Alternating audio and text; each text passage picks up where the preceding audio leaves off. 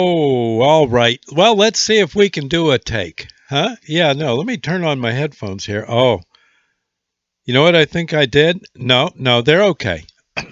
These are those doggone noise canceling headphones, and I keep forgetting to turn them off when I'm done using them. And so I wind up getting these dead batteries. Let me just look. No, that battery's okay. I'm sorry. This you just in all my days, I've never had to turn off my headphones. They're, you just down they go. But these got a battery in this ear. Yes. Okay. Well, anyway, I I don't know. I thought I'd. A lot of people will often they'll look at me and then they'll look at Sandy, then they'll look at me again, and the questions start. And they say, "Well, my gosh, how did someone as as ornery as you, Doc, ever find such a sweet girl as Sandy?" Well, it wasn't easy. So there's actually a whole lot of oh gosh, I could do stories forever, just about. But the and I don't regret a one of them. No, it was great. Now that I think back, courting her and everything. But the hard thing was when she first came into my when she first came into my life, I had a second hand store. Um, and actually, well, when I say first came in, now that I think about it, I think Sandy was about 7 years old when I first met her. Yeah. I was married to my first wife, and I think Sandy was amongst the kids that used to come into our store, my wife, my first wife Molly and I's store in Chester, New Jersey. Um, I think they used to sell us cannonballs. The kids somehow or another found a stash of cannonballs out in the woods.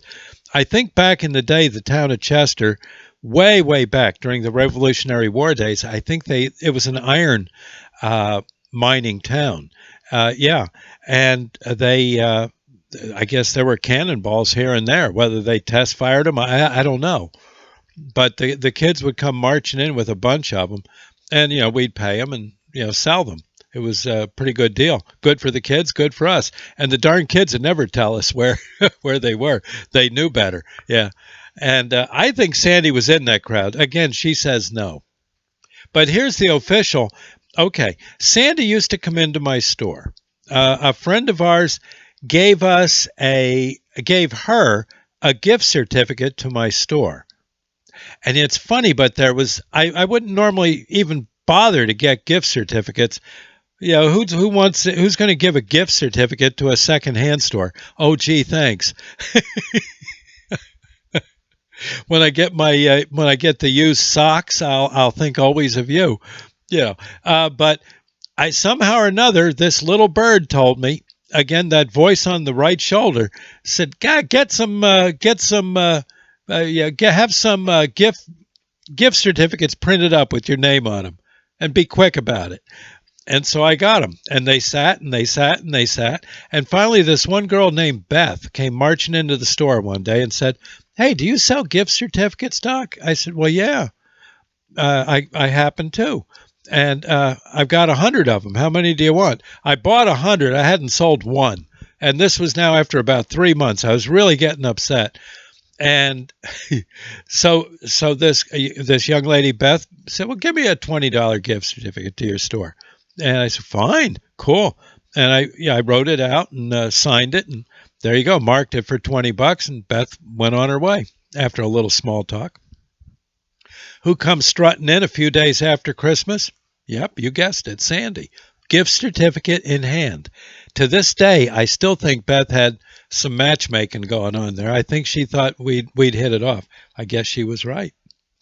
But But anyway, so Sandy, yeah, she used to get she'd come in and she'd use the gift certificate to buy a record or two, and we'd talk and yada yada yada. And I always thought, pretty cool girl. And I found out she wasn't really attached, and I kept asking her out, but she wouldn't go. Well, okay. Well, here's a story from my book of Doc Blurps, the starter set. Um, I'll read this to you, okay, as best I can. It's a little on the long side. You got a coffee. Okay, good. Romance in the Dumpster, this is called. My wife Sandy buys stuff at auctions or out of homes and then sells the stuff at auction.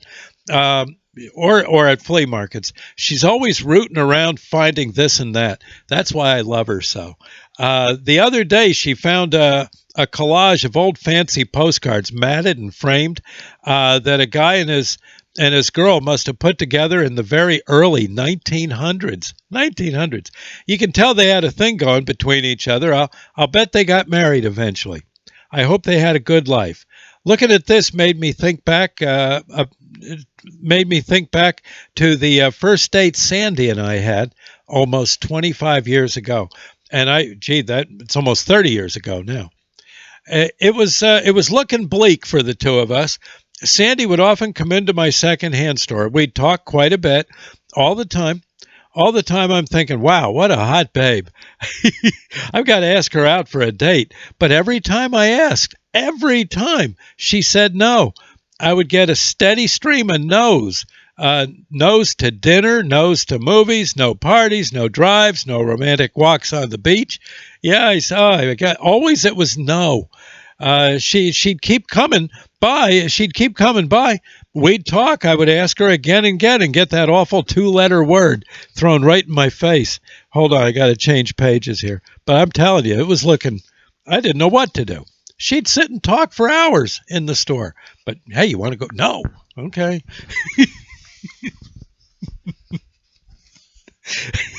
Well, anyway, I was ready to run screaming naked into the night, but I figured even that wouldn't work. A complex was developing, I got to tell you. I was checking, testing my deodorant and stuff. It was just... So one day she walks in. She came in again. By that time, I had almost given up. I'll tell you the truth. It was a Tuesday, and I was talking on the phone to a person who needed a house cleaned out. Again, remember, I had a second-hand store. Sandy stood by listening to my end of the conversation. I was telling the lady how I could come out this coming Friday and get started. I explained to the owner that for a certain amount of money, I was buying the rights to anything in the house that I wanted to take. If I found anything of sentimental value or anything that was extremely or was extremely valuable monetarily, it would belong to the lady who owned the house and not to me. No, it's if for some reason I found a diamond ring or a gold ingot, it wouldn't be right for me to take it. And yeah, okay. The conversation went on and on. Sandy was all ears and glued to the call. I didn't notice, but yeah. After the call, I hung up.